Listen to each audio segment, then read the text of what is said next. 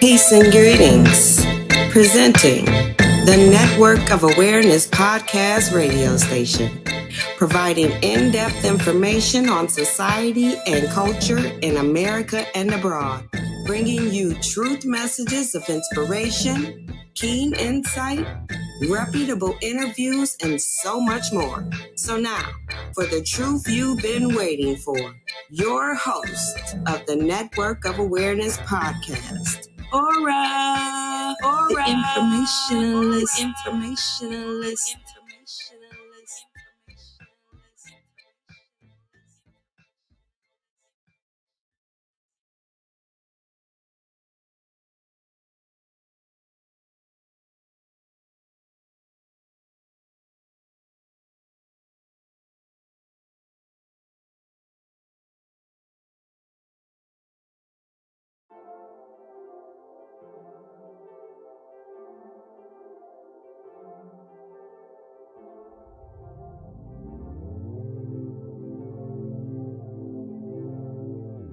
Network of awareness makes your brain coherent. One of the fastest growing podcasts. You can hear it 24/7. Got listeners out in London, informationalists in Paris. Echo spreading out, no parrot. Just dissect, digest, and share it. The righteous rhymes hit the spirit. Click 90 times, it won't perish. Cause y'all's the mind ain't no fairy tale like the fairly odd parents. It's time to rise, don't get wary. United minds, it's apparent. Download every single errand, but most ain't fit to catch it, even if they were Larry. Interviews, the interludes, they enter you, taking you on a journey like no other. It places you in a state of awareness. It's your fault if you hate the truth, cause Yahweh's on his way, my brother. Better change your views. All praise to Yah.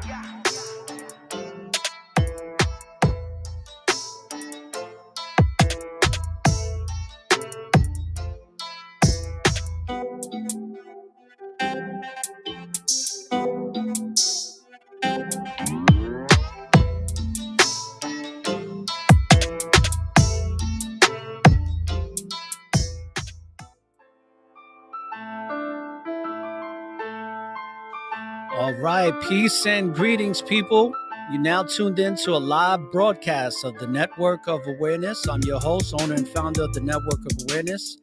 And today we got a great show. We're going to talk about the curiosity of life.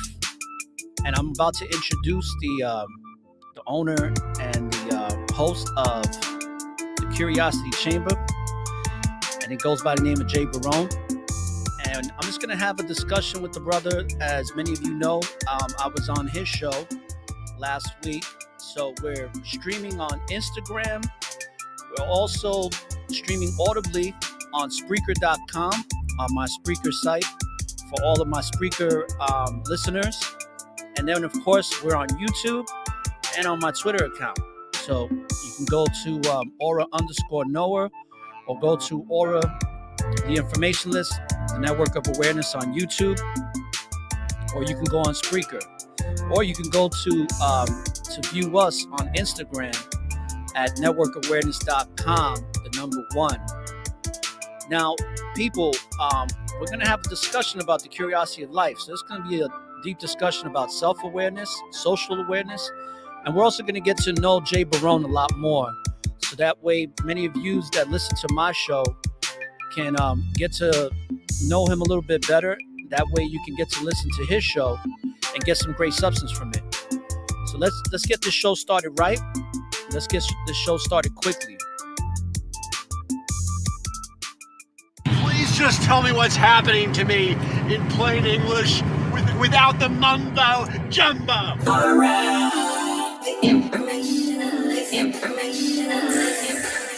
You are now tuned in to the Network of Awareness. All right, let's give him a warm round of applause here. Let's get him an amp clap here.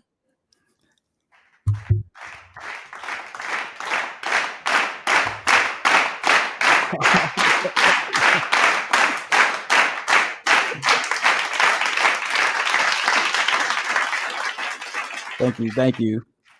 Welcome to the show, Jay. How you doing, brother? Appreciate it. Or I'm doing good, man. I'm chilling. But after hearing your introduction, dog, I gotta step up my game, I think. Mine's nothing like that, bro. Hey, man, listen, if you want some help, I can definitely help you. I mean, that's what I do. I do a lot of audio engineering, mixing, and stuff like that. So, Yeah, I heard you said that the last time, man. I'm pretty interested in that, so I will be hitting you up for sure. It's a good intro. yeah, thank you, brother.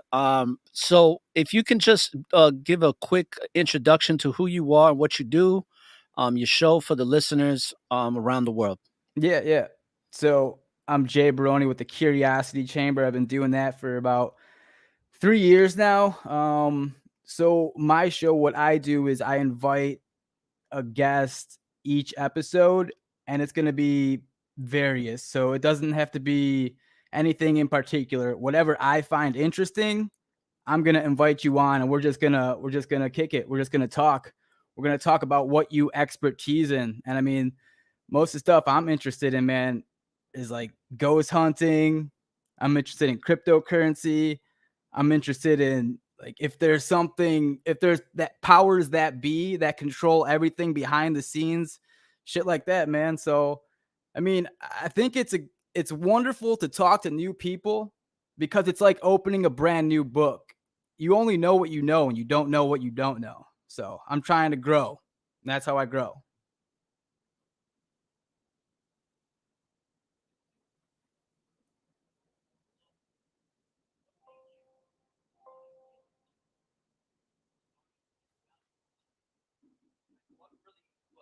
What was the biggest inspiration for you to say, I'm going to do this? And also, you can add on how you came up with the name of the Curiosity Chamber, which I think is an awesome name for a podcast, by the way. Appreciate it, man. Yeah, man, the Joe Rogan podcast, right? Inspiration to most of us. I heard that. I'm like, man, if I can just get some people to talk, that would be dope. So, I started to email people. I used Instagram to try and reach out and see if there was like anything possible there, see if I would get some response back. Lo and behold, I did. People were interested to talk as much as I wanted to speak with them. The Curiosity Chamber, I mean, I'm just a curious dude by nature. Like I'm always asking people questions. I want to know what makes people tick. Like what makes people drive. I'm just so curious in the aspects of life because all I know is my shoes, man. What I've lived, my experiences, how I grew up. That's all I know. There's so much life out there. And fun fact, I'm about to go out of country for the first time ever, December 1st for about 3 weeks. I haven't picked a destination yet. I think I'm going to go to Japan or Greece or Spain, something, but it's going down. This will be the first time ever that I'm dipping out of the United States. I mean, how could you possibly grow if you just stay here? If you just stay local, you can't. There's too much life out there, man. I got to get out there. So I'm excited to do that, brother. Okay. So you really haven't picked a destination. No, no. You got any tips for me? Honestly, I think, my personal opinion, I think that traveling is somewhat dangerous these days. All of the science compliance people out there. And I don't know if you remember me telling this, but I had a guy coughing on me on the plane. Oh, I've been on the plane for a while, and I wound up getting sick when I got back.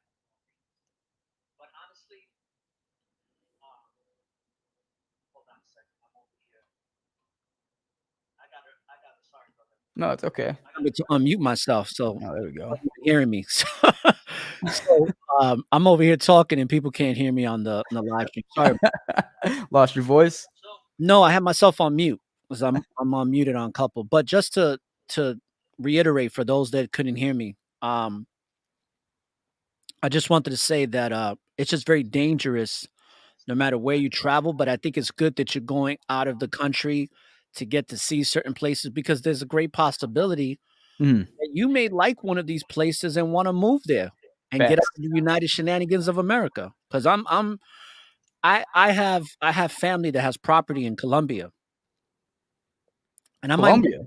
yeah, I might move there, but How many times you been there? never.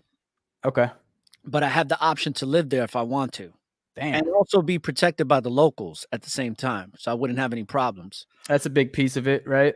Yeah, because it's it's through my oldest brother, whatever. But that's not definite because there's a big part of me that actually wants to stick it out in this chaos. Like I know. that warrior side of me is like whatever's gonna come, I'm just gonna face it without fear, because I know that shit's gonna hit the fan here in the United Shenanigans of America. I Do know you it is. think do you think it could be better on the other side though? Like, is the grass always greener on the other side? Something we gotta do some research on, man. I Of mean, course, there's chaos everywhere, right? that's what But it what I seems will like. say is that outside the United States is different than the United States.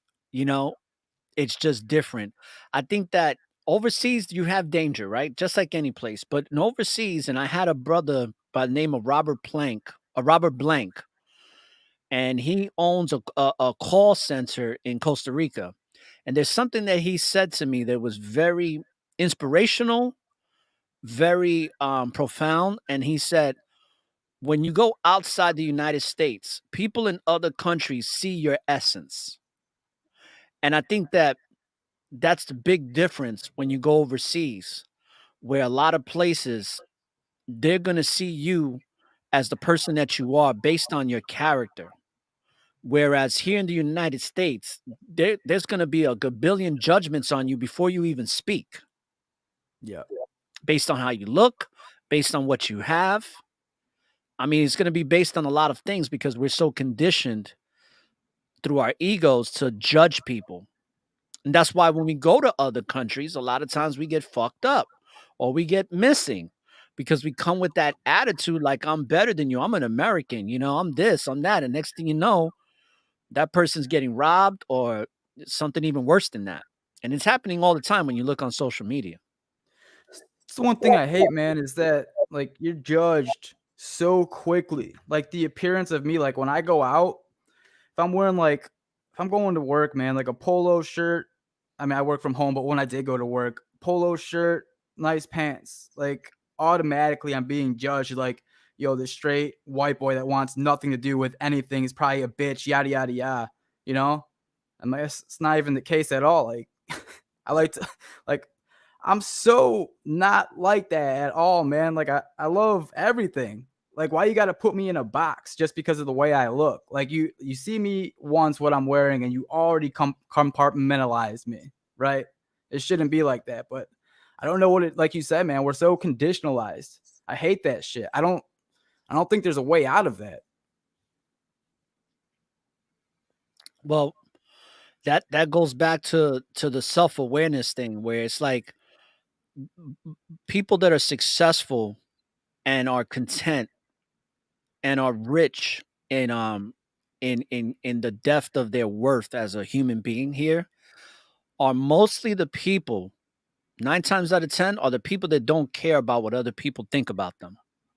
That's something that Robert Kiyosaki talks a lot about in Rich Dad Poor Dad. Yeah, It's yeah. not caring about what other people think about you because then once you do that, that's a freedom like no other because now whatever it is that you're doing it freely without the anxiety or the worry about what another person thinks of you.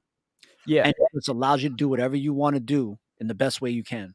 I agree with that. That's good advice. It's hard to do that if you find them coming toward you though. Like if you're trying to mind your own business and you're okay with what you do, but you find people stepping up to you because of the way you dress, because of the way you act, because of, fill in the variable. You got people who look at you and then stir up some drama or shit. Would you still say that that's self-inflicting because of something you're doing? No, that's obviously some form of insecurity that the other person has, right? It's what Joe Rogan and Red Band talked about years ago. When Joe Rogan first started his podcast, he was on his couch, right? Yeah. I remember Red Band, they were talking about how Michael Jordan is not a hater because when Michael Jordan sees somebody doing something great, it inspires him to want to do something great as well. Um, and they talked about the hater equals unrealized potential. That's what a hater is. And Mm. when I first heard that statement, I was like, wow, that made so much sense to me because that's really what a hater is. It's somebody that doesn't realize the potential within themselves, sees potential within another, but can't see that within themselves. So what do? They go to the lowest common denominator. They go to the easiest thing, the lower nature of man, the lower chakra, which is to hate, which is to envy and to be jealous of. It's something that I've dealt with a lot in my life. You know, I've never been jealous of another man ever. I can honestly look at you in the eye and tell you, never been jealous of another man. If I see another man that looks good, dresses well, handles himself well, strong, whatever, I'll admire him based on his character, Yeah. right? I'm not gonna look at him as a threat or not see the potential within that man because I already see potential within myself. Way before I go out the door, I know what my potential is, and I'm trying to elevate that. Unfortunately, most people in Yeah. society, because of the ego, they don't know how to handle that shit. They don't know how to find the potential within themselves.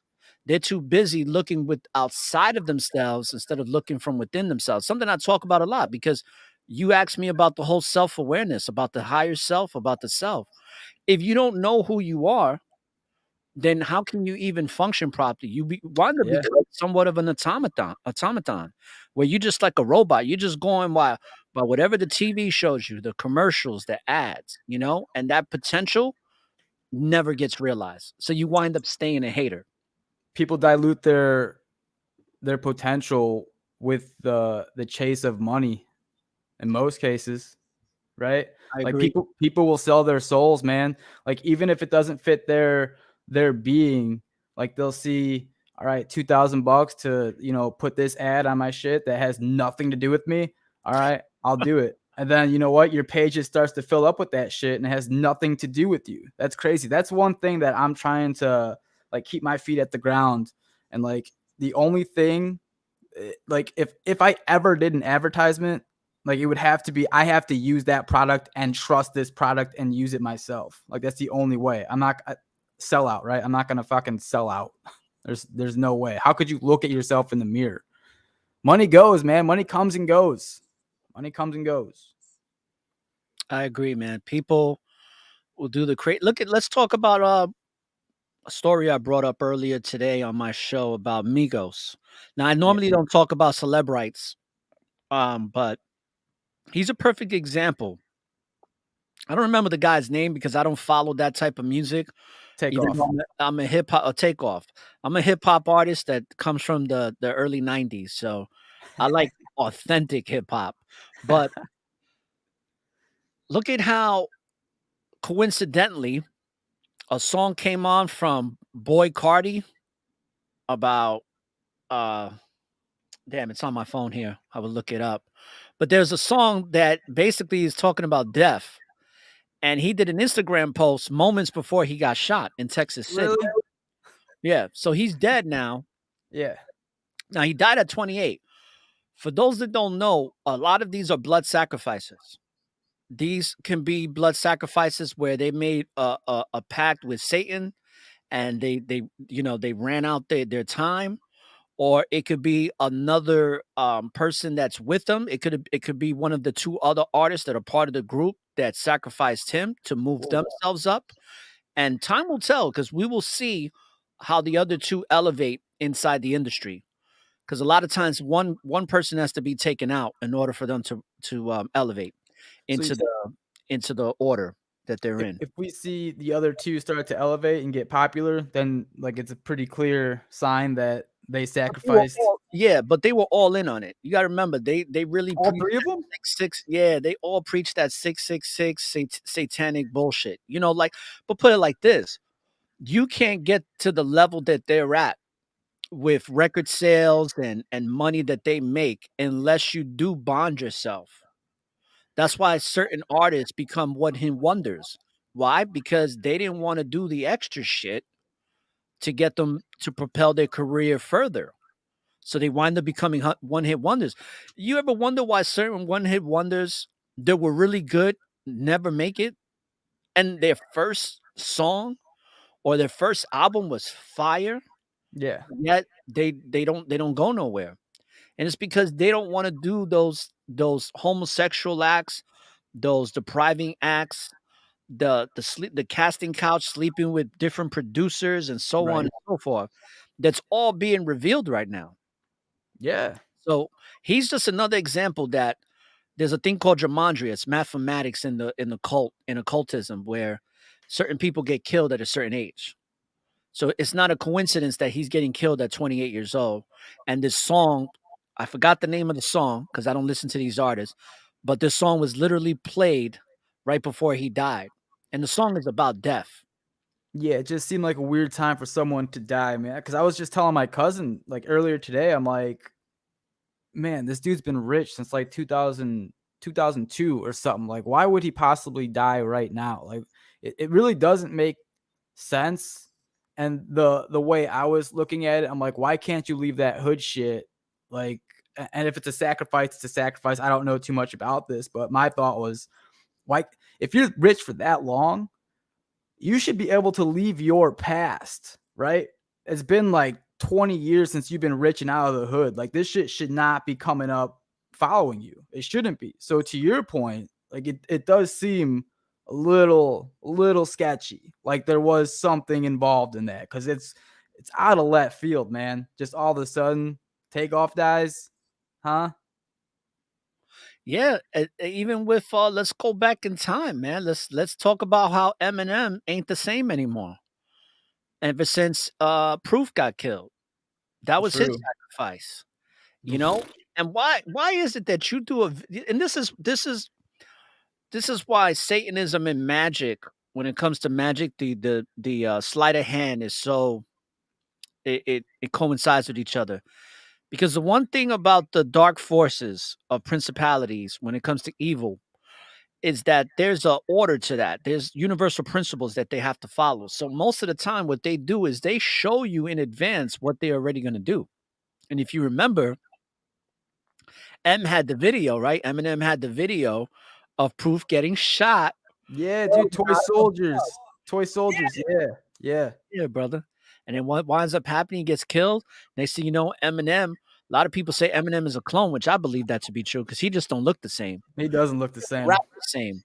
He don't rap this. That rap god, when he did that, I personally believe from watching the video and all the research that I've done for the past 20 years, that was what you call channeling. He channeled the spirit that came in him to write that song. And usually it's a demonic spirit. Same thing with Jay-Z, where the way he raps, and then it's called Rap God. They actually show you in the video when he goes under possession. And then, when his body drops and he comes back up, reemerges like a phoenix from the ashes type of thing. But that's that spirit emerging within him, channeling. Channeling is something that's been done for the ages.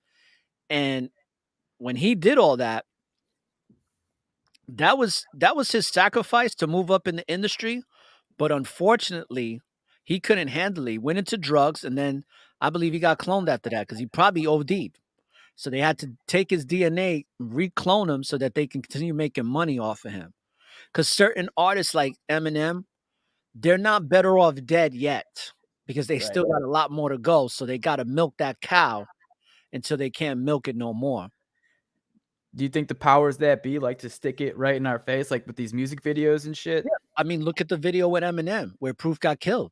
I mean, Yeah. he got literally killed the same way he gets killed and shot at in the damn video before the actual real death happens.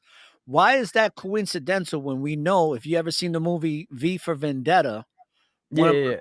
favorite flicks when it comes to Banger. propaganda, what does he say? There is no such thing as coincidence, only the illusion of it. That's it. That's So how they're I feel. showing us. That's how I feel about choice as well. Like it's an illusion. You don't have choice. It's an illusion of choice. I, I, I, I I don't know about that one, brother. I think we do got freedom of will because I you got get freedom of will. a lot of things. We get to choose whether we want to be a good person or a piece of shit every day. I'm looking at in the aspects of like who we choose for government, like shit like that. Like you Oh, get yeah. a Democrat, Republican. Like you get the illusion of Same choice. coin. Yep, two sides of the same coin, right? Yeah. Yeah. Alex Jones and David Icke talk about that. Two sides of the same coin. It's the same shit. different toilet. That's all. It's like, which toilet do you want to take a shit in? You taking Right. the same shit, but it's a different toilet. Do you want Trump or do you want Biden? You know, oh, we're gonna go back to Trump because Trump is gonna make everything better. Our gas is gonna go down. We're just gonna have happier lives. And it's like, this is the same man who told you to take the freaking vaccine. I You know, know, I know. Like, dude, it crosses over so many times. Like the Republican does like Democratic shit, and then like they keep crossing over, and I just don't pay attention to it anymore because I caught on to their bullshit. Like during the pandemic, I'm like, all right, they just completely switched sides, and now like they're arguing about the same shit that they once upon a time were preaching about. Like it's fucking madness. It's so upsetting and infuriating that I just don't even pay attention to it anymore. I can't. It's nonsense. when did you start your podcast? I originally started it in 2019. And then I cut off for about a year. And then I started back up in June. Of 2020? Yeah. Yeah. That's when I officially got off my ass and committed to this.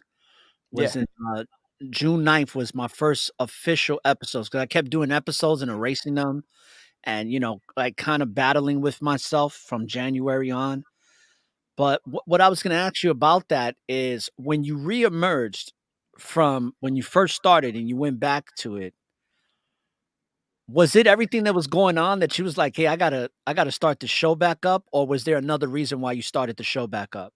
It might have been subconsciously, it might have been, but I was just in my house so much. I'm like, why don't I just start this podcast up and like actually like stick with it for years and see where it goes? It could have been, man, subconsciously just seeing everyone being lazy and just playing Xbox and just not doing shit. I mean, that really changed me.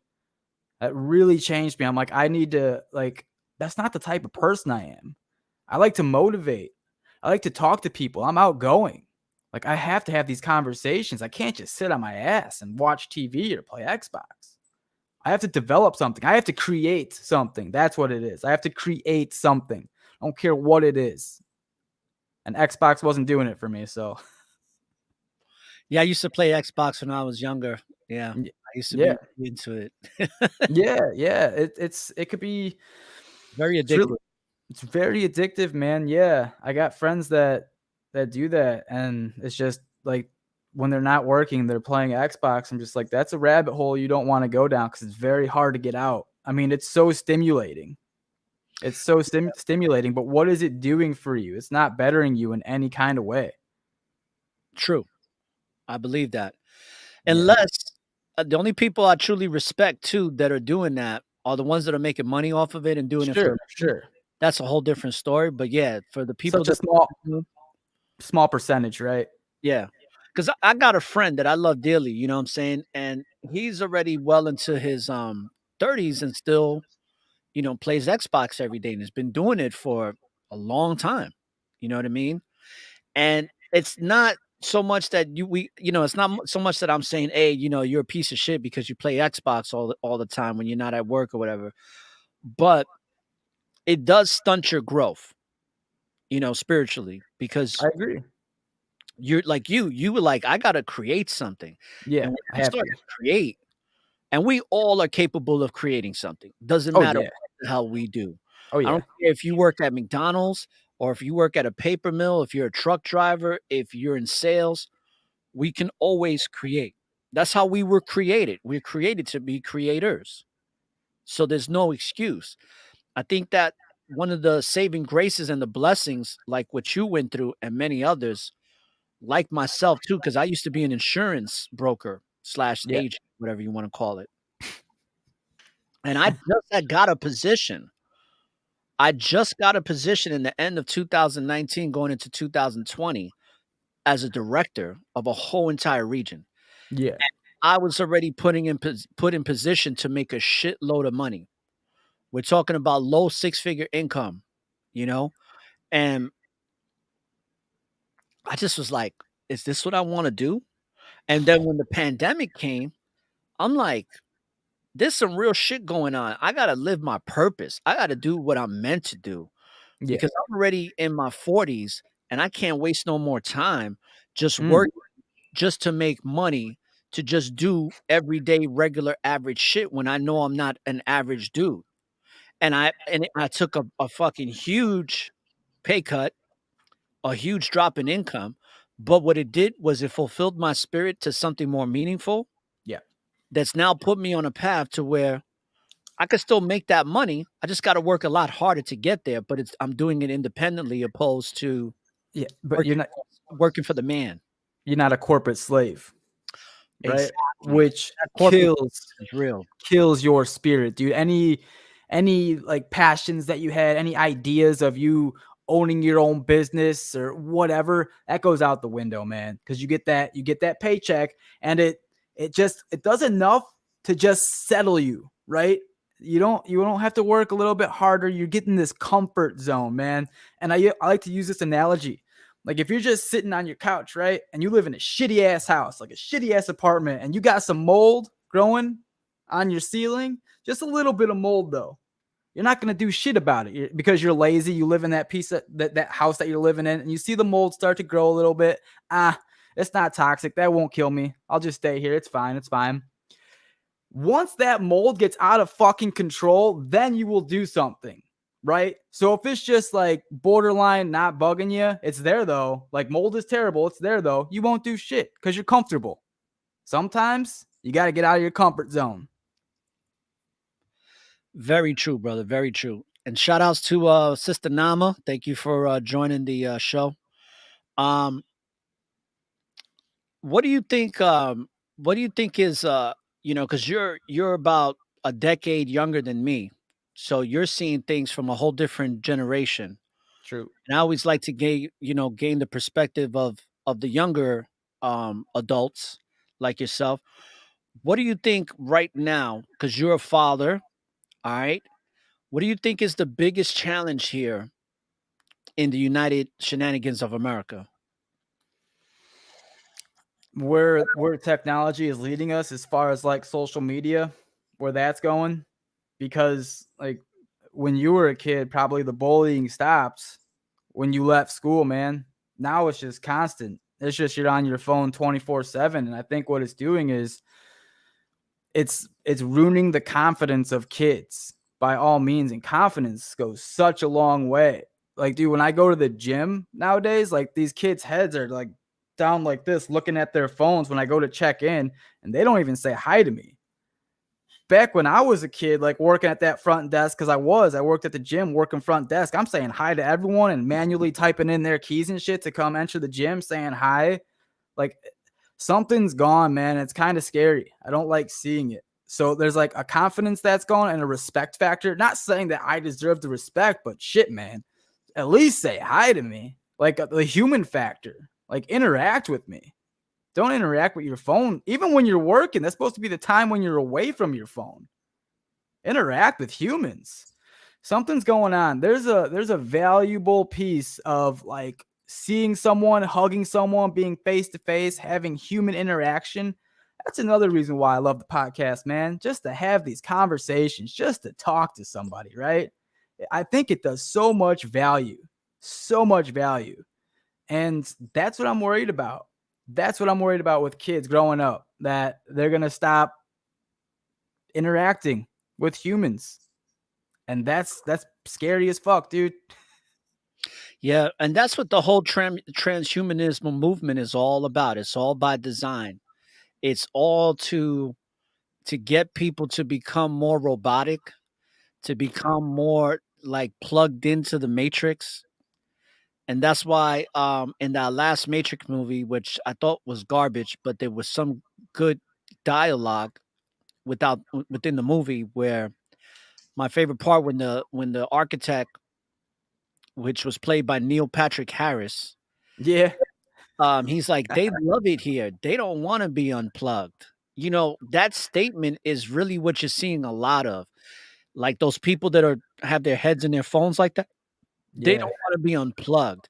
And what's happening is desensitizing people from having meaningful relationships. I know it's done that to my child. My child is 20 years old right now. And even though she's in a relationship and she's engaged and everything, but there's still that she grew up in that era where the text messaging, and this was a problem when text messaging came into the fold for me. When I was already an adult by the time text messaging became popular. And I remember dating where it was like if I was dating a woman that was into text messaging, I'm like, yo, I can't mess with you. Because how the hell am I gonna get to know you if Yeah. we're gonna get to know each other through text messaging, which is very extremely impersonal. Yeah. And it sends a lot of mixed messages too, depending on how a text message is sent. Exactly, man. The context is not there. You don't know. It's The gone. context gets misconstrued, and also sometimes the text gets fucked up. You want to text something or you speak it out. That's Yeah. the thing. Like Yeah. they haven't figured out a technology that can get your text voice speech accurate Not at every all. single time. Because you could say one thing and it'll say some off the wall shit, and this happened to me. Hey, Where I or don't worry, man. shit. When they put a chip in your brain, it'll be working good then, bro. Listen, speaking of that, let's touch on the science appliance, right? Which we know we don't say the actual V word. That's blasphemy here on the network of awareness. We can call it the vaccine, the Maxine, the science appliance, the journey, the walk. Just don't call it the other word. But speaking of that, came across some information today that people that have been inoculated with the vaccine have this digital coding in them. Okay. Now, I've seen it with people where they'll put a phone or a Bluetooth and it activates. It's some weird shit that's going on. I saw the guy who was putting magnets. I don't know if you saw that guy I've back. seen that. Yeah. Yeah. Yeah. Had the magnets on him, right? So I was like, It's not good. it is some off the wall serum. I call it the satanic serum, right? But what I found out today, and I don't know if they have this in Chicago, but that purple fluorescent light that you have in the background of your podcast, right? Yeah. Yeah. Have you seen that lighting on the roads? Because No. where I live in Florida, there's a section under this overpass that has these kind of purple kind of beaming lights that come to that beam down to the floor.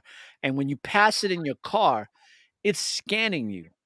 Well, I found out that that same purple light that's all throughout the United States on certain roads is going to be able to scan those that have been science appliance and is going to be able to read them like a damn barcode. So they're going to be able to know through that scanning system, that light, that fluorescent or ultraviolet, whatever light you want to call it, who is got it and who doesn't. So are we talking about like you'll be banned from traveling like from border lines, perhaps? I mean, I don't even know. All I know is that this agenda 2030 is so fucking real. But what keeps me sane is that I know it's spiritual warfare. So my belief system in the Most High and to a higher power, it brings me great confidence to know that even in my last day, that I'm going to be just fine, that there's nothing to worry about, that this wicked force, from my perception, will never win. They may look from afar, from our perception, the way things are going now, as bad as they are, may look like they're winning. It may look like a guy like Bill Gates is not going to receive any karma for his wicked deeds, but I know better than that. I've seen the wicked be defeated by righteousness. It's just a lot of people don't have not only faith, but they don't even have the hope for something better. They want to be very pessimistic in the way they see society crumbling. But I'm like, good. I'm the type of person like I'm like, bring this bitch down, please. Yeah. You know, even though I live here and I'm grateful for my life, what we talked about the other day, right? Like, how do you Why are you paying to live on a fucking planet that you was born on? So I Facts. feel like in order for something better to come along, something that's going to really bring about a one world order based on truth, based on the everlasting light that we've been graced with, we have to knock down all of the bullshit that's been set up, that's Yeah, been planted here to keep us down. I'm with you, man. I'm waiting for an asteroid to just take us out. For real. Like, dude, we fucked up this place so bad. It's so bad that like I'm ready for something to just take us out so we can start clean and give like the other people or other beings a chance, because this shit is just whoever's in power or like whatever the powers that be, it's just so lost right now. There's so much division. I honestly don't see.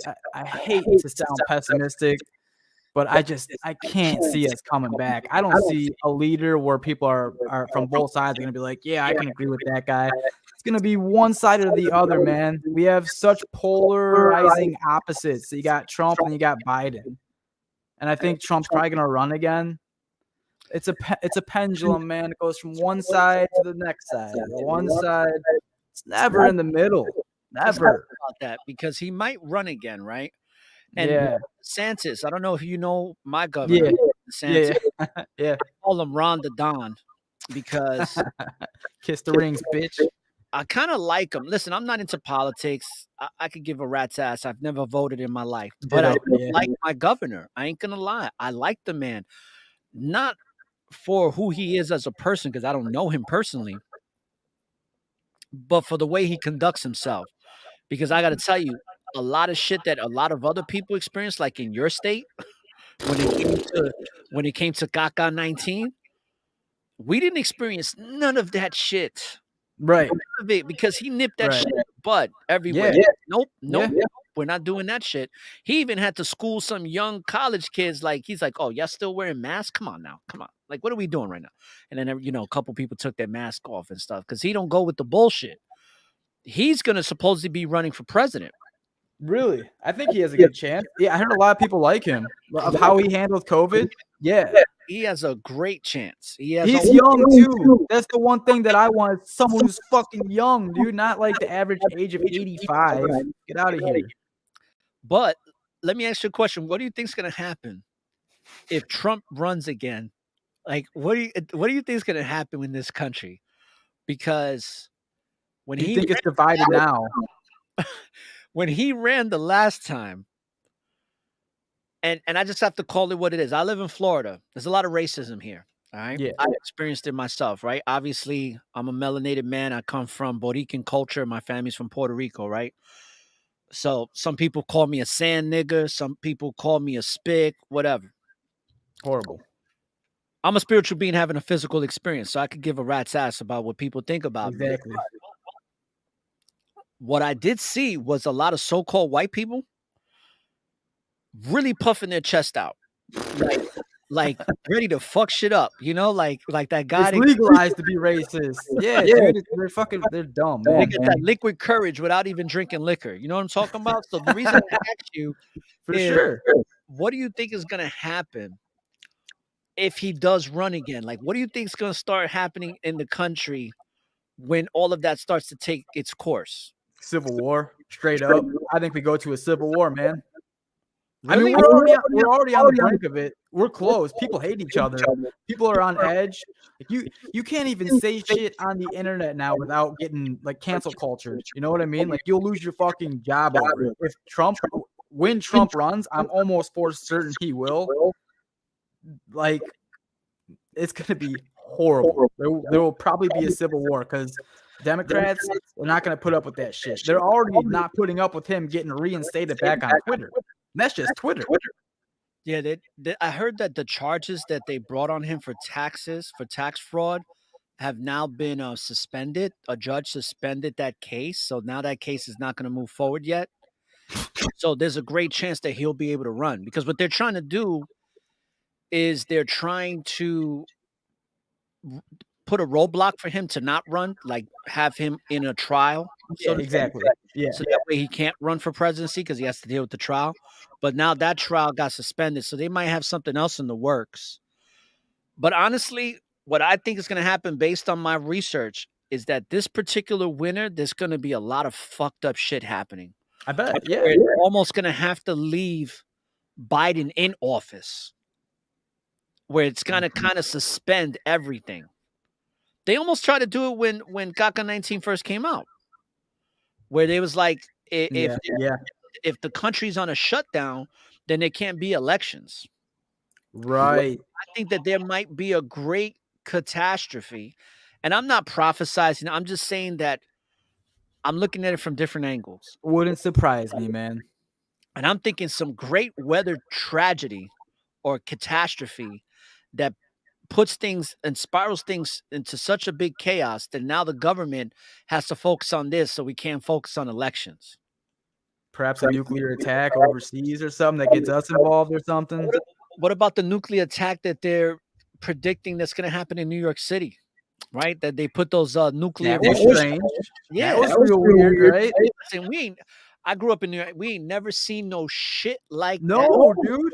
And it's such bullshit. Yeah. Dude, get inside your home and go on, like, stay away from windows. Okay, thanks. This blast is gonna fucking blow up. Like, what? The state's gonna be gone. That's the crazy thing, is that when they were saying that, I'm like, do they realize that a nuclear blast will turn everybody into dust? Well, I'm going outside with sunglasses on. Fuck you. I'm not going inside. It's like a nuclear blast is going to turn everybody into dust. Yeah, man. Radiation alone within seconds. They were so happy, like in the in that commercial too, or whatever you want to call it. I don't even know what you call it, but they were like, just make sure that you go in educational video. Make sure you go inside, lock your doors, and don't go by windows. Smiling the whole time, like, bitch, it's a nuclear attack. Like, what? No one's smiling. No one's smiling. If you can lay in your bathtub, lay in your bathtub. If you lay in your bathtub, yeah, make sure you have cold water running on you. You'll be good. Put your North Face on. And your mask, dude, and your mask.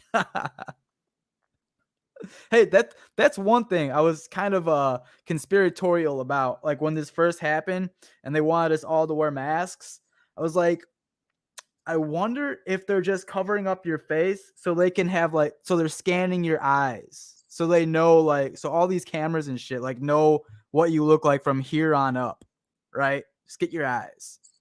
You're right. You're spot on, because they were doing that. They continue to do that. They do it through our phones with the facial recognition for passport protection. It's interesting you brought that up, because one of the things that I was a major supporter of in bringing out in the truth community through my platforms, and I said this because, I grew up in New York City. I'm like, you're telling people in New York City that they can wear a mask all day? Yeah, man. How many people are gonna get robbed? Yeah, dude. And ever since the mask mandate first came out until present day, mind you, present fucking day. Still, we're talking about a 2.5 years later. How long was it supposed to be for? Supposed to be for like getting robbed. Yeah. With people having masks on. So I can literally walk around with a mask, stick you up, and walk down the street like nothing happened, and a cop can be driving by and it's not going to know any better because of the mask mandate.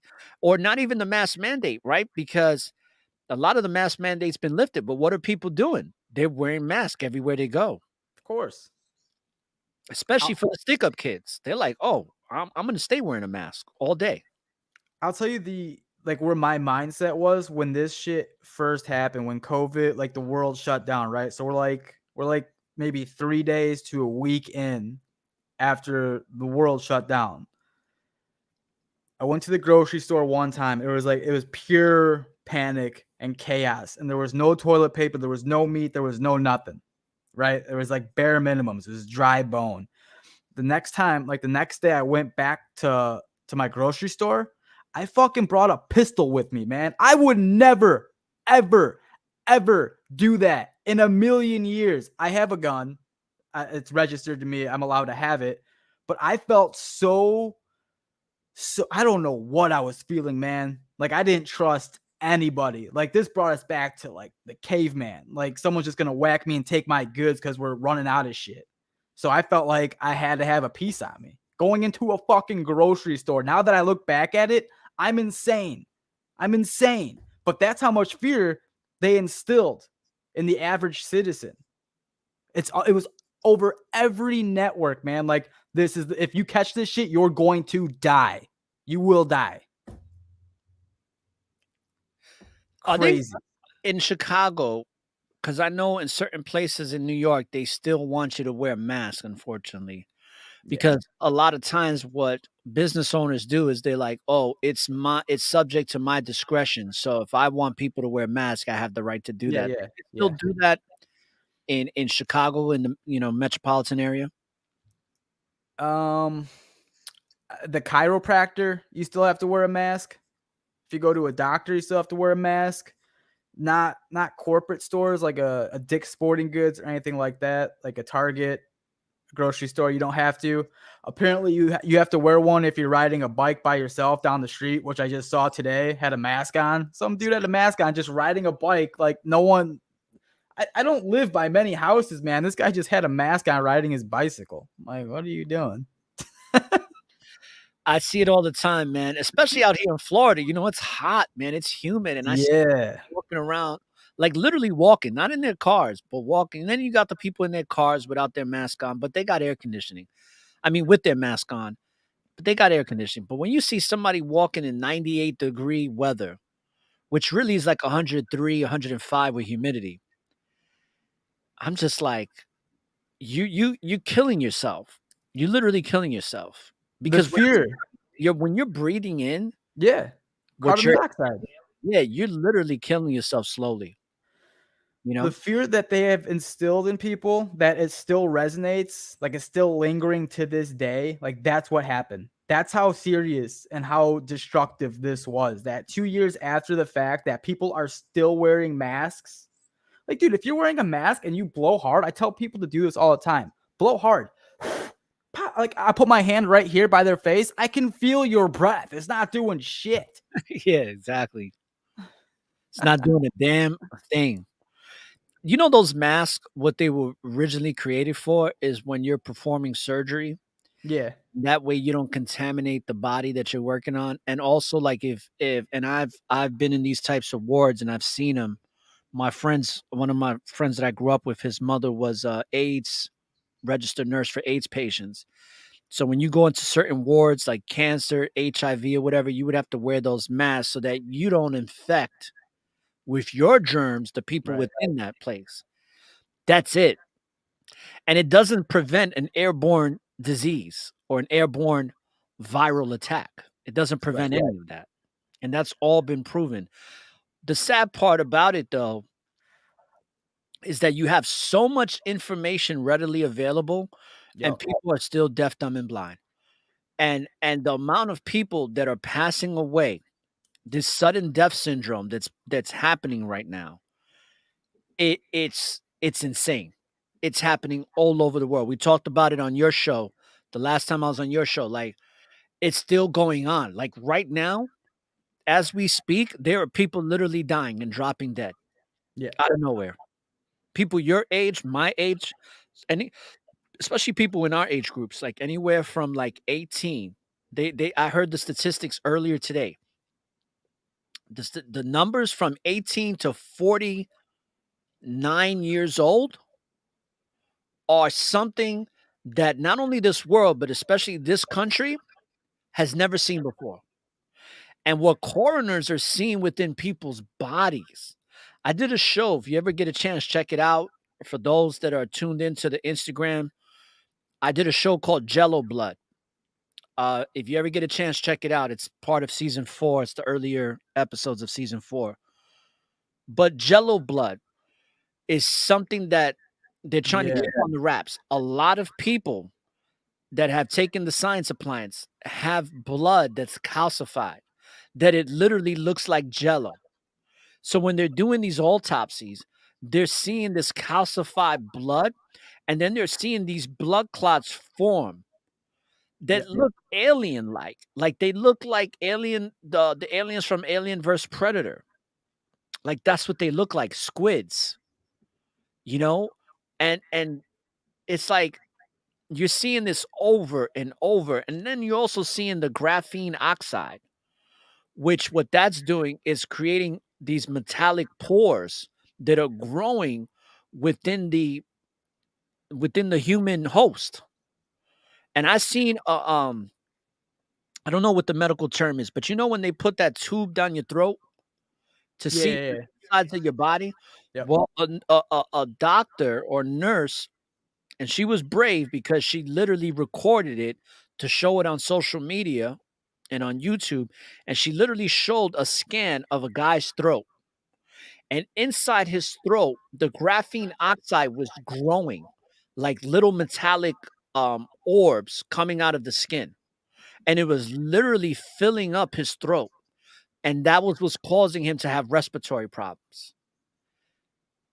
This graphene oxide shit, this black goo like venom, like the venom goo, this shit is alive inside of people's bloodstreams and is causing major complications.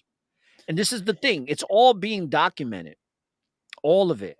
But like I said before, and I don't understand it. And this is one of the reasons why I've been censored, because I started talking about this before a lot of other people on my show. I've been shadow banned because of this.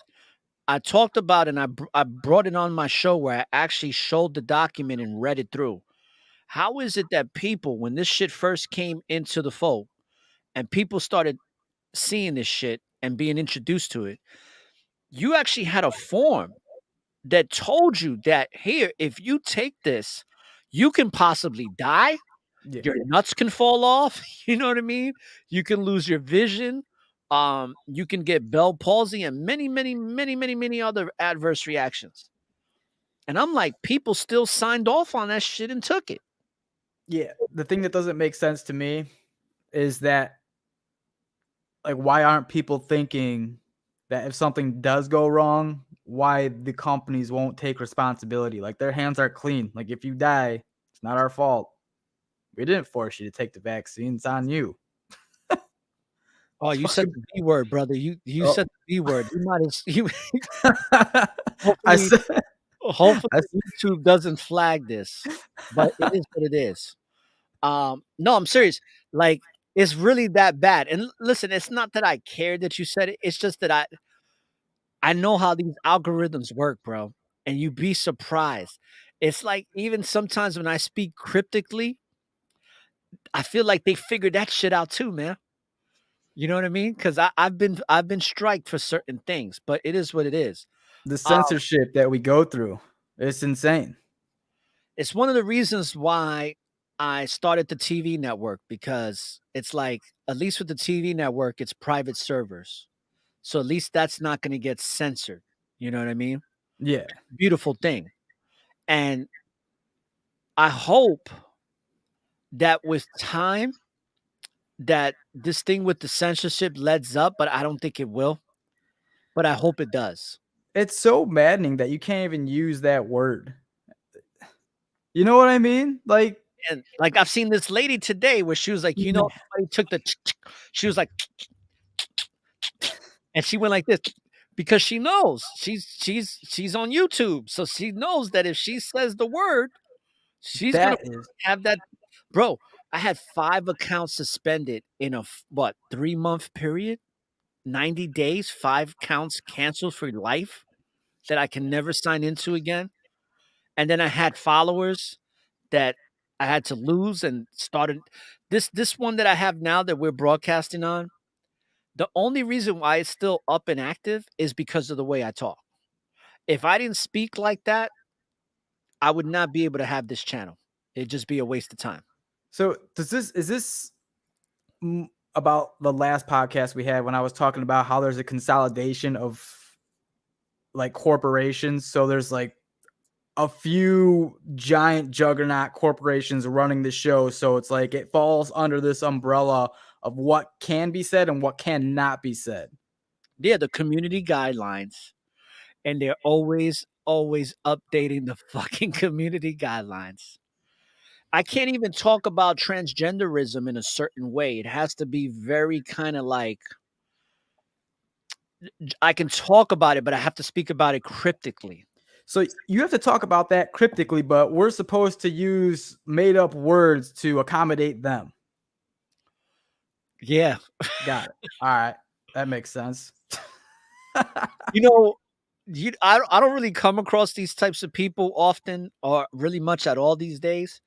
But I said to myself, if I come across somebody like this and they try to push that pronoun on me, Yeah. I'd be like, listen, I prefer to be called the most interesting man in the universe. You have to refer to me as that because why I identify as the most interesting man, not one of the most. I am the most interesting man in the entire universe. Address me that way or don't talk to me at all, you know? How do you think that conversation would go? What would they say? What do you Who think? knows? Who knows? Listen, a lot of them are unstable to begin with, right? So, it doesn't surprise me that they go into these temper tantrums because when you're being injected with a bunch of different drugs on a daily basis, that's usually what happens. It's a psychosis that was taken out of DSM-5 for a reason because it's part of that depopulation plan. That's why all of this stuff is being pushed. Anything that goes against humanity, if you notice, is being glorified as something good for the sake of liberalism and hypersensitivity. But what it really the reason why it's being catered in that fashion is because of depopulation. Because if you get a lot of people that can't really reproduce, what does that do? That lowers the population down. That makes it less for us to procreate. That makes it less people procreating. So it brings down the numbers. Have you heard That's Elon Musk? bullshit. Have you heard Elon Musk saying that we have a population issue where we don't have enough people? No, that's interesting. So he said the opposite. He He said we says don't the have opposite. people on the planet. Yeah, so that's why he has like 9 kids and he keeps on going and he keeps pressing like everyone needs to have kids because we have a deficiency. Well, I mean, yeah. Strange, right? I mean, honestly, I think that people should be procreating. I think people should have kids, but responsibly. You know what I mean? I don't think that kids should be having kids because that's the I big agree. problem now. And you got a lot of kids growing up without fathers, like me. I grew up without a father. So that's not healthy for any child, whether it be male or female, but I especially agree. especially matter of fact, no, especially for both male and female. A girl needs her father and a Yeah. son needs his father. Mom cannot play masculine and feminine, but that's what you have now. And that's why a lot of these kids are twisted. But that's all by design. It's really a lot of these things are not our fault. A lot of these things have been forced upon us, especially in the shenanigans of America. I mean, it's been forced upon us with almost everything. Even the technology has been forced upon us. Like, put it like this. That's another thing I wanted to ask you. What do you think about all these Walmarts that are shutting down? Walmarts? I didn't hear about that. Yeah, a lot of Walmarts are closing down. No, I didn't know about that. What's happening? Well, two things. One, they're saying because when the pandemic first came in, it really hurt the economy. So a lot of these stores got shut down because of that Mhm. and are getting shut down because of the lack of people to man them and the lack of resources based on what happened in the pandemic. But, and this was brought out in the 90s, late 90s, it said that, and this is supposed conspiracy theorists, that a lot of these so-called Walmarts are shutting down because they're going to be used as FEMA camps. Used as what? FEMA camps. What's a FEMA camp? A FEMA camp is the federal uh hold on, federal emergency damn, I can't remember what FEMA means. I have to look it up. I never heard of it. Well, FEMA are the people that come out um Federal Emergency Management Agency. There you go. I'm over here looking it up. I'm a little Yeah, slow. So yeah. yeah, they're the people that whenever there's a major catastrophe or there's some type of martial law that goes into effect, these people are the ones that take over. Just like whenever those Hurricane Harvey Yeah, and yeah. Hurricane Katrina, FEMA was in control of everything. So a lot of these Walmarts are used as FEMA stations, housing stations for people to go to. So there's a great possibility that a lot of these places are being closed down to be set up as FEMA sites. I think it'd be a great idea to have that for homeless people, because that's a real problem. I mean, Jesus, man. So who would be staying at these Walmarts? Would it Well, be honestly, I would tell you that the lost sheep, the deaf, dumb, and blind, because if you go into one of those camps, you're not going to make it out. Oh, Jesus. That That's it's what we're talking about? going to have you on lockdown. Look at what they did to the children that were taken from their parents on the Mexican border.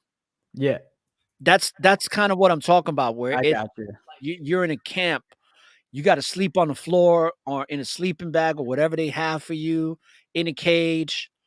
They're probably going to want you to take the science appliance in order to stay there. I mean, put it like this, man. For thousands of years, we were able to live off the land and live somewhat peacefully. Yes, we have war at times, but a lot of our cultures live peacefully, which we are capable of doing. The problem is that we've been indoctrinated to believe that we need to be guided by this government, like a governing body of people that constantly show you that they don't give a fuck about you or shit about you, but yet we believe that we need them in order to live our lives. And I think once people realize that they don't need these people to live their life in harmony, that's when you'll see a significant change. Do you think we need a little bit of government? A little bit of governance?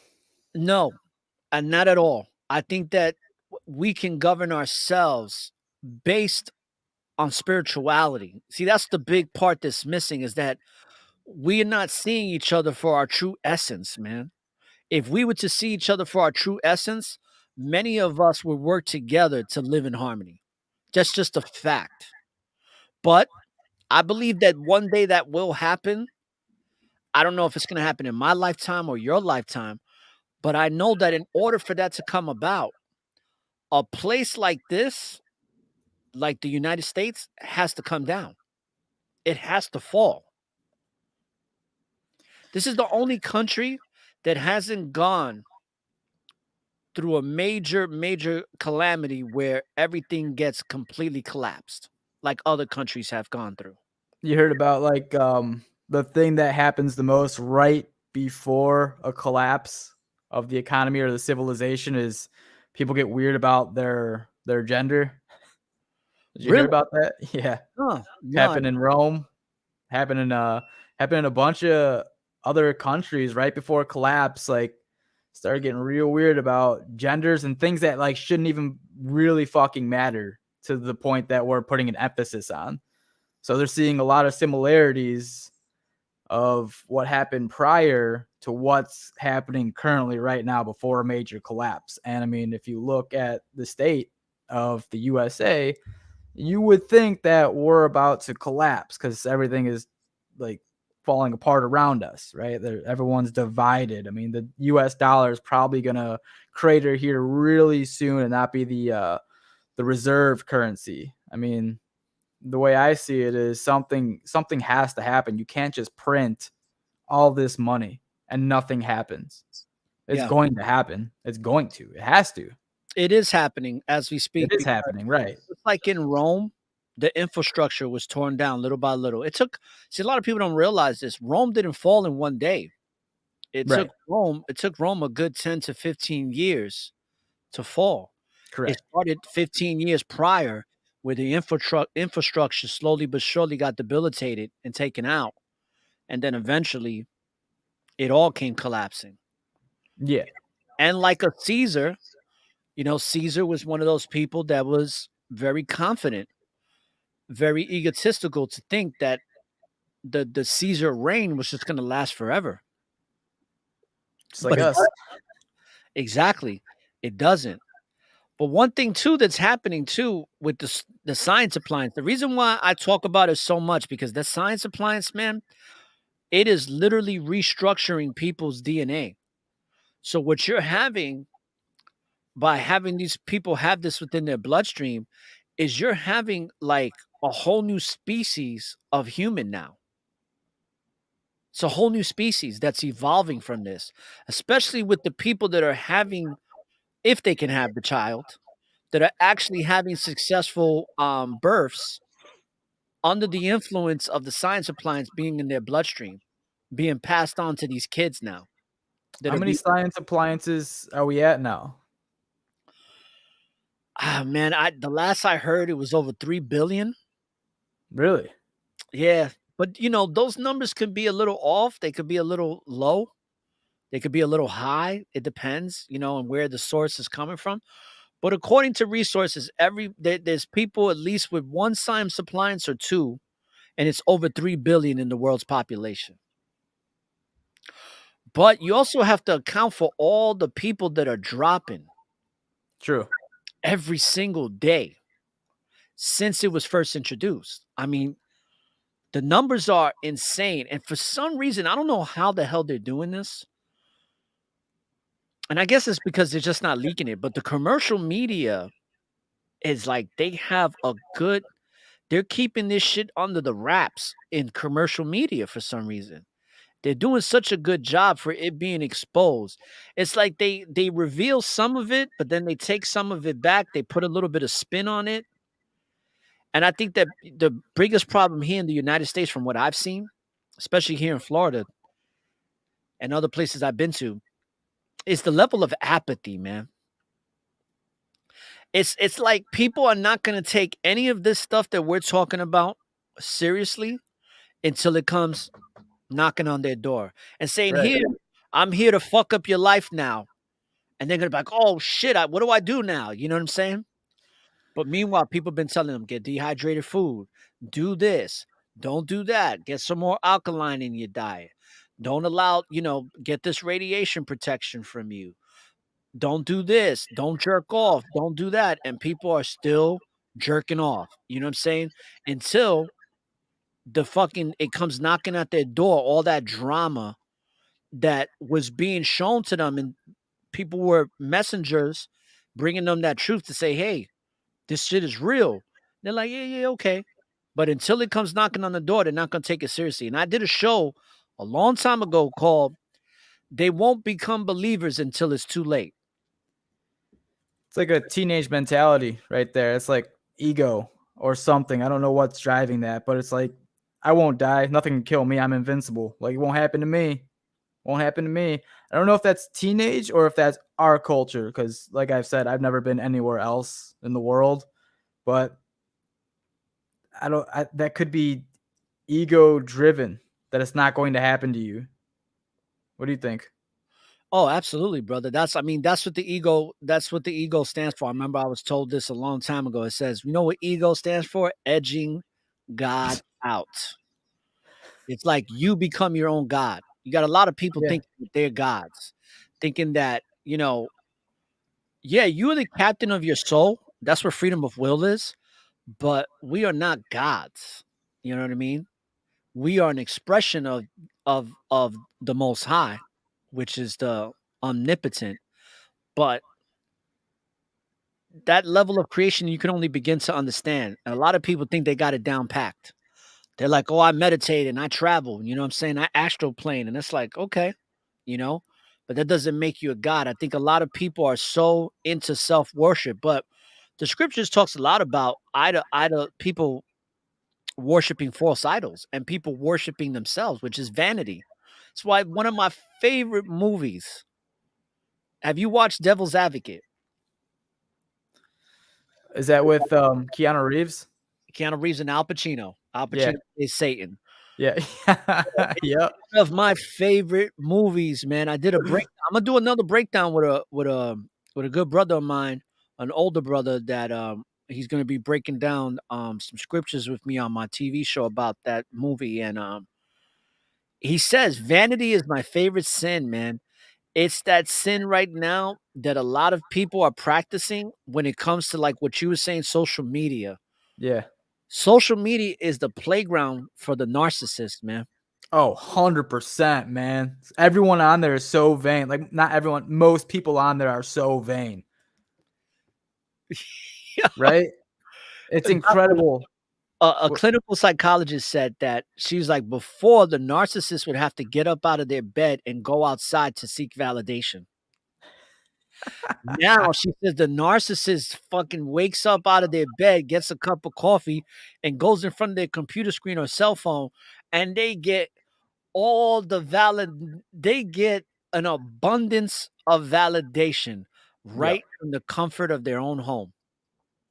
Where does that lead, man? Where does that life lead, though, ultimately? Like, you're getting these dopamine hits now.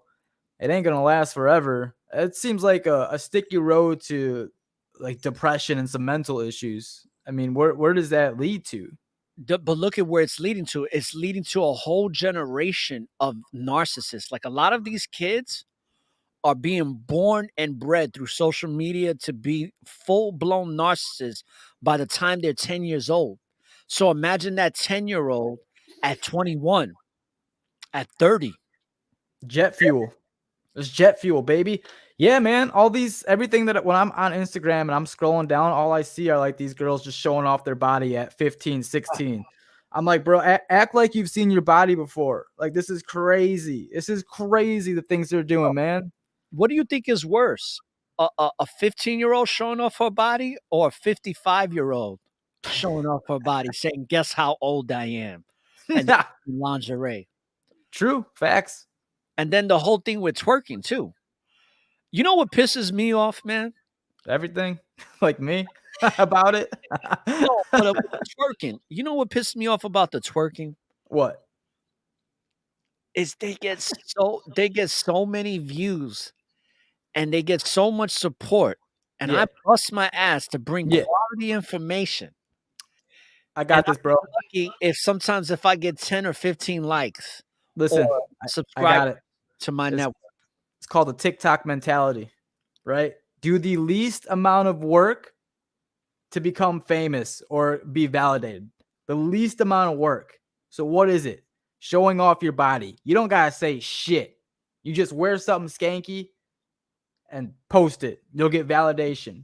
And hopefully someone picks you up and shows it on a major Instagram page. And now all of a sudden you get a bunch of followers. I don't know what they think mass followers will do for them. I mean, you still have to have a business set mind, which a lot of them clearly don't. But you have to, like, just because you have followers doesn't mean you're going to get famous or bring in the income. Doesn't.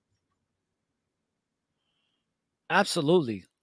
You know, it it's one of those things, man, where I'm like, it's that same type of mentality, even for people my age, that they're suffering from, to where it's like, you talked about this about dating. It's like dating now it's a fucking job that a lot of people don't want to sign up for, man, For sure. because you got to deal with this narcissistic type of people and you got to kind of cipher to find something good. And it's like, who has the time or patience for that? You know what? I got to date 100 different women to find one good one. And that might not even be a possibility. You know what I mean? Yeah. I bring up this story a couple times. I was at a bar after a softball game and I was just hanging out with the boys, and this girl comes up to our table, starts talking with each guy, then she gets to me and we hit it off. She was cute. And you don't ask for people's numbers anymore, man. She asked for my fucking Instagram account. She asked for my Instagram account. I'm like, do you want to go on a date? She's like, yeah, you could take me out. I'm like, okay, what's your number? And she said, no, just give me your Instagram. And it was at that moment, dude, where I'm like, the game has completely changed. Like, I'm out of my element. I don't even know what to do. Instagram account? What am I going to do with this? And then I went to her page, dude, and it was just like the narcissism. It was all body pictures of her in bathing suits all the way down, man. I'm just like, Jesus Christ. Jesus. When she asked for your did you give her your Instagram account? I did. She was hot, dude. Something you got to be careful with is that lustful desire when somebody looks good, because listen, I've been victim of this as well. So I'm preaching to myself and to everybody listening. Just because somebody looks good don't mean they're a good person. I And found that out. chances are they're the most shittiest person ever. You know, the person that really is attractive, not all the time, but a lot of attractive people, when it comes to that vanity, they don't have no substance. They don't have no depth to who they are as a person. So all you're really getting is that exterior with Oh, nothing yeah. else. Preach. You know? Facts. Straight up, man.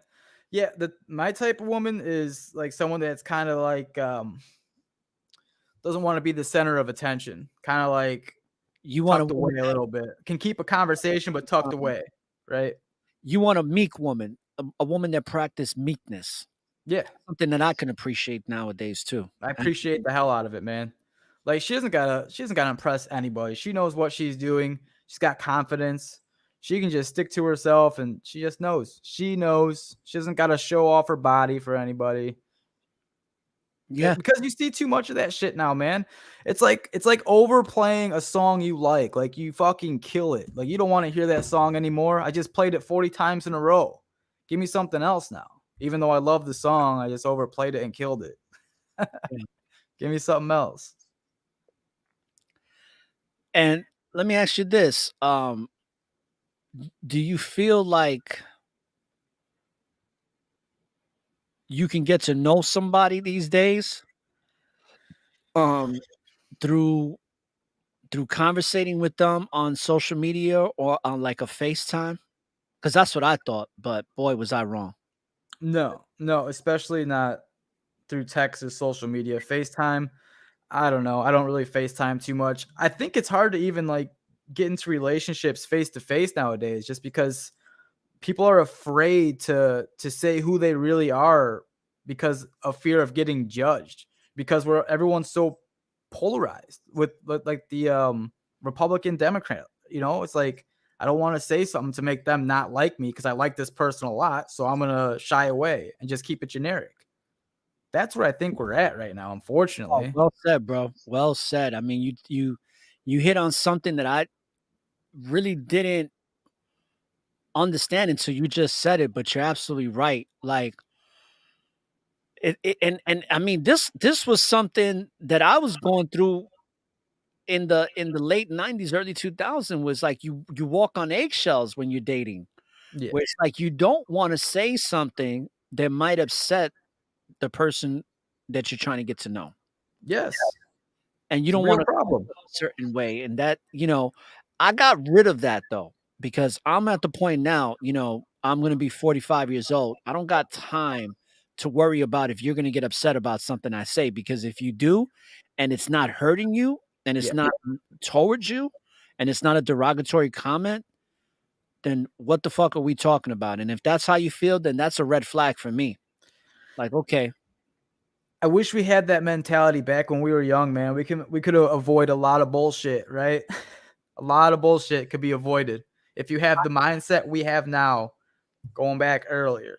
Oh, let me tell you, if I had the mindset I have now, I would have never dumped one of my ex-girlfriends. Yup. She was the best thing that ever happened to me. And I was too caught up in ego and too traumatized from baby mama drama at the time. Yeah. And I had a great woman. I mean, she even had the same last name as me. You know what I'm saying?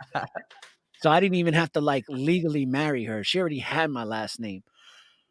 Wonderful woman. And because of my ego, because of my selfishness, and because of my insecurity, I wound up leaving her behind. And it was a bad, bad decision. And knowing what I know now, oh man, I would have never left that woman. Do you think we do this stuff unintentionally on purpose? Because it seems like when you look back at it, man, it's like, why would you possibly leave that person? Why would you possibly leave that person? Doesn't make sense. But it's a way to grow and understand who you truly are, what you're looking for. So, I mean, it's complicated. It's complex. There's different ways you can look at this. But I just feel like sometimes we self-sabotage on purpose, man. Oh, absolutely. And that comes from the insecurity, because a lot of times we'll meet somebody great, like I did with that one female back in when I was like 20, I was 27 or 20. Yeah, I was 27 when I met Mercedes. And it's that lack of self-esteem, that low self-esteem where you don't feel worth it, and you'll feel like the other person's too good for you, or they're too nice, and it's like you start looking at yourself like you're a piece of shit. And that's what happened with me. Yeah. I was like, damn, I'm a piece of shit. I almost wound up cheating on this woman. And that was one of the reasons I broke up with her, Yep. because I knew that I was fucked up. And I was. I didn't heal from the trauma that I was dealing with dealing with the baby mama drama and having a kid with somebody I shouldn't have had a kid with. That wasn't planned. Yep. You could call it a mistake. I know some people don't call your daughter a mistake, but definitely a mistake getting with this woman, and I had to suffer greatly for it. But the suffering is really good because it strengthens you. It helps you to grow. It does. And that whole thing about if I could go back in time, I mean, it's a wonderful concept. It's a wonderful idea to want to go back in time and do things differently. But if that was the case, then we would. But it's not. It's like whatever we go through and whatever shortcomings or transgressions we have, all we can do is learn from it and become better human beings moving forward in the present and for the future too. I actually appreciate you for saying mistake about when you got your girl pregnant, because a lot of times, man, this happens almost like 100% of the time. I'll meet a girl that has a kid and there's no baby daddy, but the way they justify the fuck out of this just drives me insane. Like, yeah, well, if I didn't meet so and so, the guy's name, I would have never had my baby, and it's the best thing that ever happened to me. Okay, I understand that, but you don't think that you would have had a kid with someone that you're still with, that kid wouldn't make you happy? You'd probably be happier if you were together and had a kid. Absolutely, yeah. The justification just drives me kind of batty, man. Of like, yeah, well, if I wouldn't have met him and slept with him and had this kid, I would have never had this kid. You wouldn't have known that kid if you would have stayed together with another person and had a kid. And you'd be happier because you're in a relationship where your kid has a dad. So that's one little thing that kind of drives me batty. I understand you have to, it's your situation. You have to justify it whatever you can to deal with the circumstances. If that's how you deal with it, cool. But I like being a realist. I like being like tell it how it is, please. Just don't hide over these things. Just don't hide. So I appreciate you saying how it really is. You know what the big problem with this country is, or this corporate? Fucking accountability, man. Yeah, fuck yeah. Yes, sir. Yes, sir. In fact, I think accountability is probably what's going to bring this country down, is the lack of it, because I'm seeing it everywhere. Everywhere. I'm seeing it. I'm seeing it in the work environment. I'm seeing it in the social dynamic of just people. I'm seeing it in relationships. I'm seeing it with kids, especially. Kids are not holding themselves accountable for shit. Yeah. And when you have a society that doesn't want to have any accountability, it's like responsibility goes out the window. And it's just a fuck fest of egos running around thinking that they could do whatever they want and keep making. That's why you had this baby mama drama, right? Because you have girls that are getting pregnant and are not being accountable for their actions, and neither is the male. Yep. And then you got something like child support, which to me is the new era of the welfare system, child support. I'm paying it. Hey, I paid it. Okay, I'm owed $10,000 that I'm probably never gonna see for child support that's owed to me. And I had custody of my child. But when it comes to you, you gotta pay up right away. Oh, You bro, better not miss a damn payment, bro. I remember being $500 in the rears, and I had freaking I had I think it was a sheriff or a state trooper coming to my house knocking on my door. Insane. Meanwhile, this woman lives in New Jersey and ain't nobody bothering her. She's just a bum, and she's allowed to be a bum with no accountability, bro. Yo, None whatsoever. I've already chalked it up that I'm never gonna see that 10 grand. I'm lucky that I saw 5 of it because it was at one point at 15,000. But she that's filed the crazy, tax man. return.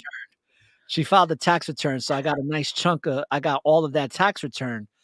But then she wised up and was like, "You know what? I'm just gonna be a bum. I'm not gonna work at all." And that's what she does. People aren't making you be accountable. I mean, at the end of the day, you have to take accountability for yourself. But if there's things in place, let's say the government has these things in place to where you don't have to take accountability and still get paid out. A lot of people aren't going to take accountability. They're not. There's no reason for them to do that. They can just chill on their couch and get a paycheck. Isn't that what a lot of people are doing right now? A lot of people are doing that, bro. The pandemic, you know what the pandemic did too? Is that it made a lot of these people with menial jobs be like, yeah, with my life. Yeah. Do I want to stay working at Burger King for the next 10 years? Nah. Get paid more just to quit. Yeah.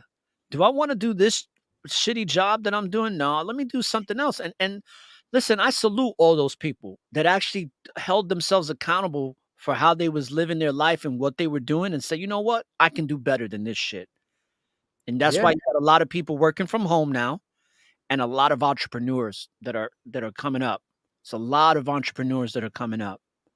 And I think that's a beautiful thing. Accountability, man. That's huge. That's one thing that I pride myself on. Even when I was little, I would always I would get shit on so much, man, because I would say if I broke a window, I'm like, yeah, I broke it. Fuck. Sorry. Oh man, I feel bad. I'll get grounded for 3 weeks. But I would always take accountability. Even if there was 3 of us, 3 of my friends and me, and we did some bad shit, I would take the blame. I would. This is who I am. Because I know I can handle it. I know I'm mentally strong enough to handle whatever punishment comes my way, and I'll be able to get back up. I'll grow from it. I'll be cool. I'll be good. I know my purpose. You know why you have accountability? Because you have empathy. I think I have too much empathy, bro. Well, but see, that's what the narc is. The narc is the person that doesn't have empathy. Narcissism is lack of empathy. Yikes. That's why you have an increase in narcissism in this country, because you have a lot of people that have no accountability because they don't even give a shit to have accountability. That's because crazy in order to to me. have accountability, you got to care about somebody else like you care about yourself. Yeah. That's crazy to me, man. That's what the scripture says. Do unto others as they do unto you. You know what I'm saying? Treat your brother like you want to be treated. Treat your sister like you want to be treated. Bro, that's my philosophy. That is my methodology of life, man. Just like how I want to be treated, I'm going to treat everybody else. Unless you are a dickhead to me, then guess what? I'm going to give it back just how you are giving it to me. I'll give you the benefit of the doubt when we first meet. I'm going to be nice to you. I'm nice to everybody. I'll give my shirt off for anybody. Until you step on my toes and I see that you're a bad person, you don't get this empathetic Jay anymore. I'm sorry. I can't. Yeah, don't lose that empathy, because that's what makes you human. That's what makes you normal, or less, or let's just say extraordinary in these ordinary times that we live in, where everybody's just so out for self that and I'm seeing a lot with the kids, man. And I seen it with my own child, where I think she's outgrowing it now, and now that she's 20, but I think it's going to take a lot of time. I don't think it's something that's just going to happen overnight, but I'm seeing a lot of the younger generation where it's like anything that they do is somebody else's fault.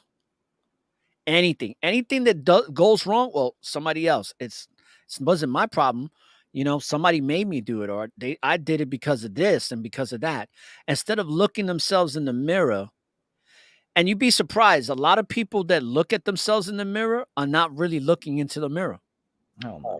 And one thing I always say on my shows is that when I look into the mirror, you know what I see?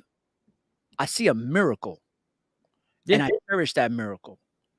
And I respect that miracle because I know that at any given time, that miracle that I've been blessed to have that experience, to have this experience of the observer inside of a body and having an experience called life is something to be cherished.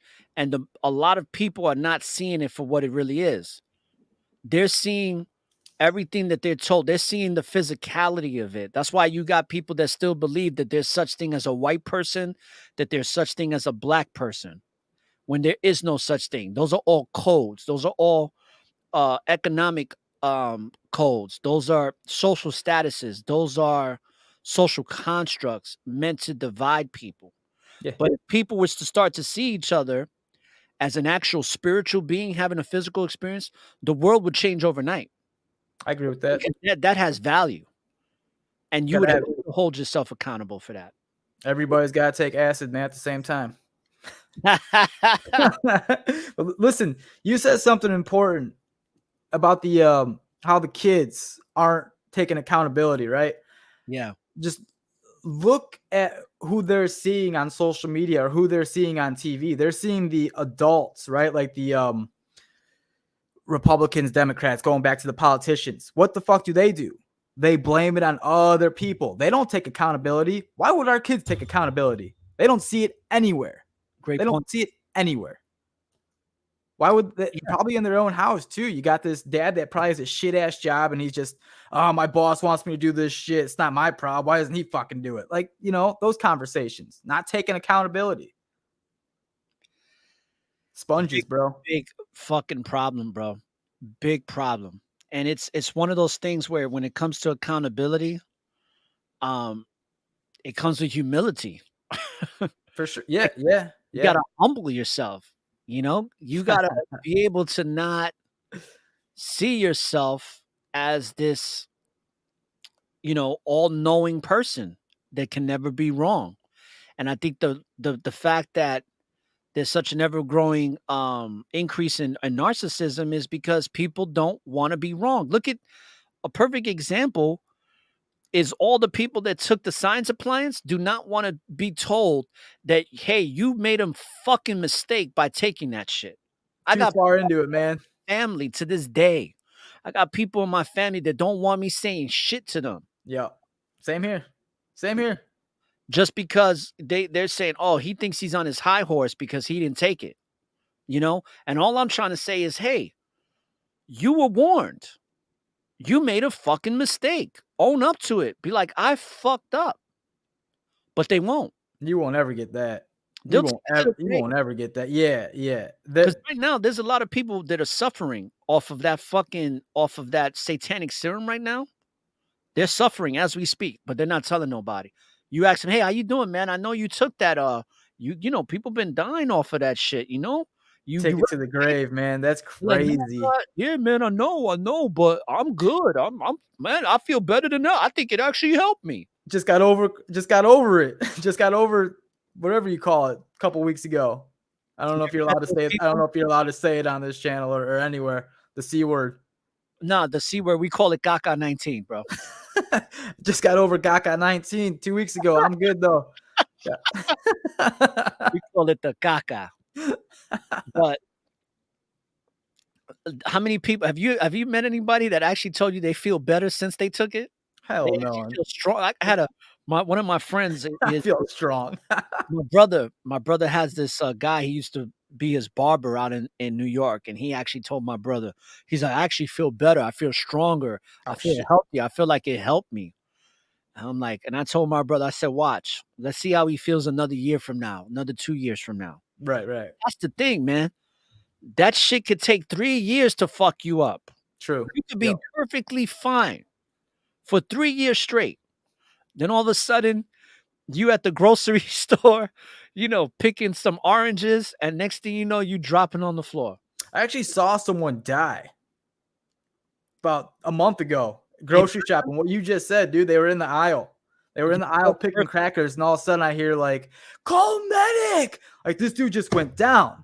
Just went down. It was like midnight. It was midnight. I'm doing grocery shopping, and I hear it, and I walk by the aisle, and this dude's like on the ground, just toast, just gone. He's just gone. The paramedics came in trying to revive him. Gone. I was like, what the fuck just happened? I mean, I don't know what happened. He was a little bit older. I don't know if he took it or whatnot. Yeah, or he probably did, bro. Because that sudden death syndrome shit is just dropped while grocery shopping at like midnight. Like, what's stressful about getting pancake mix at midnight? Nothing. Why are you dropping dead? And you got to ask yourself why, right? And I haven't seen it in person like you, but boy, have I seen it on social media a hell of a lot. I've Yeah. seen that shit a lot. Yeah. It's kind of alarming, man. I see it in person. I was like, what? That was a weird experience. That was a weird experience because usually I'm empathetic, man. But when I saw that, because I know we all go, so I was just like, it's his time, I guess. Like something weird came over me. I was like, it's gonna be me sometime. I mean, that's just how he went down, I guess. But something weird came over me, man. It reminds me of that movie Bird Box, bro. I haven't seen it. I know it though. Oh, you haven't seen that movie, huh? I You haven't should seen it. check it out. I know it though. It's with Sandra Bullock, and it's a really good movie. Yeah. Recommend? What you asked me if I recommend it? Yeah, you recommend that? I should see it. Yeah, okay. Yeah, I recommend you watch Devil's Advocate again too. Noted. I will. I just saw it yesterday, and towards the end, he gives a breakdown of what society was going to become. Remember, this movie came out in 1997. Yeah. Everything that Al Pacino's character says, who's playing Satan, everything that he says was going to happen with people becoming their own emperors, self-entitled emperors, and all this other shit he said. Mm-hmm. Everything he said in the movie is playing itself out. Predictive programming, baby. Everything. Right. Just it's that spiritual warfare, man. It's that good versus evil that we're seeing nowadays more than ever, man. And a lot of people, because of the lack of accountability, don't want to recognize it for what it is. They're like, oh, people like in my family, like, oh, this is going to pass. The United States has gone through worse and blah, blah, blah. And I'm like, really? Because the United States has never gone through a bunch of shit all at the same time.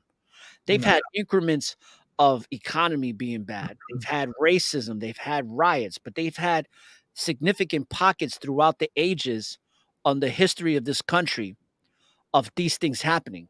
But never has this country experienced all of those things happening all at the same time. Yeah. And let's not get to mention that now you have CACA-19, which has never happened before. And now you have a science appliance that's never been seen before. And the amount of adverse reactions that people are having have never been seen before in the history of medical science. Yeah, not to mention the wealth distribution is completely fucked right now. So you got your 1% like holding all the money, right? We're seeing a slow evolution of the Hunger Games. That's another movie that I had you write down, right? That's right. That's right. We're seeing an evolution of the Hunger Games evolving little by little, where you're starting to see this separation where the middle class is completely being wiped out. Oh, yeah. Going to be, or what they would like it to be. I shouldn't say that it's going to be because I don't even want to speak that into existence. But what they want to see is a society that is just extremely poor, and then a society that is extremely wealthy, and nothing in between. There we go with that lack of empathy again from that 1%. They don't give a fuck. They don't care. Let us fight for it. Like fight between each other for the goods. It's not their problem. So I'm going to be closing out the show because we're about an hour and 45. And I want to keep it under 2 hours. Obviously, I could talk to you for another hour or so. Yeah, man. We'll definitely have you come back, right? Appreciate it. You're not going to be a one-hit wonder on the network of awareness. But any last final comments for the show that you want to leave the listeners from around the world that are tuning in? Yeah, just real brief. Just be yourself. Know who you are. Know your truth. Like we discussed this whole podcast, man. Take accountability. You'll see your life start to shape shift for how you want it to be. You know, just go do some activities, get that heart going, do some yoga, get into spirituality, find yourself, know who you are. Don't hide behind social media. Don't hide behind jewelry, the clothes you wear. Be you. Well said. Well said. So, people, you heard it from Jay Barone. Check out his podcast on Apple, Spotify, other podcast platforms that you can download his shows. His podcast is called The Curiosity Chamber. I am going to leave a link. Do you have any other sites besides your Instagram and your podcast? Any other sites you want to mention? Website, anything? Just the Curiosity Chamber on Instagram. We're all good, baby. I appreciate it, Aura. Not a problem. So let me play some of this theme music real quick so I can sign off here. So, here we go. So, brothers and sisters, I want to thank everybody who tuned into this broadcast live. If you didn't get to tune into this live broadcast, download the show at networkofawareness.com, or you can follow me on any damn streaming platform in the world. And definitely check out the Curiosity Chamber. Listen to this show. I think we covered a lot of critical thinking conversation going on today. And like I always say, when you live in the present, there's always an opportunity for a new beginning. So don't look for the light at the end of the tunnel, brothers and sisters, because the light is and always will be within you. So light up the tunnel and find your way through the darkness. This is ORRA the Informationalist with Jay Barone, saying peace, love, and light. And be aware, people. Be aware.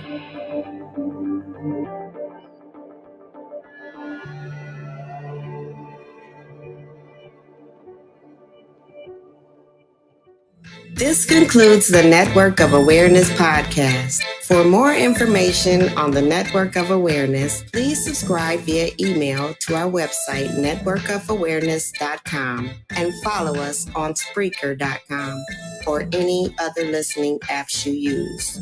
For any questions about the NOA, email us at orra@networkofawareness.com. Thank you for listening to one of the fastest growing podcast shows on society and culture in America and abroad. When you live in the present, there's always an opportunity for a new beginning. Peace and blessings. Peace and blessings.